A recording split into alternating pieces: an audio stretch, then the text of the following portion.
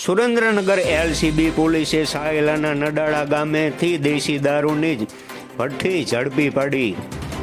સુરેન્દ્રનગર જિલ્લા પોલીસ અધિક્ષક પ્રેમસુખ ડેલુ સુપરવિઝન હેઠળ સુરેન્દ્રનગર એલસીબી પોલીસના અલગ અલગ ટીમો બનાવી સાયલા તાલુકા વિસ્તારમાં પેટ્રોલિંગમાં હોય તે દરમિયાન ખાનગી રાહે હકીકત આધારે સાયલા તાલુકાના નડાળા ગામેથી દેશી દારૂની ભઠ્ઠી એલસીબી પોલીસે ઝડપી પાડી અને એક શખ્સ વિરુદ્ધ ગુનો દાખલ કરી અને વધુ કાર્યવાહી હાથ ધરી હતી.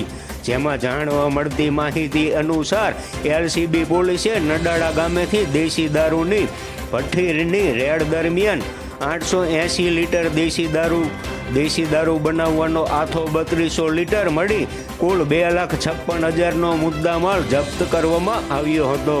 તેમજ પોલીસની રેડ દરમિયાન હાજર નહીં મળી આવનાર કાળુભાઈ મણસીભાઈ ખવડ વિરુદ્ધ ગુનો દાખલ કરી અને વધુ કાર્યવાહી હાથ ધરવામાં આવી છે.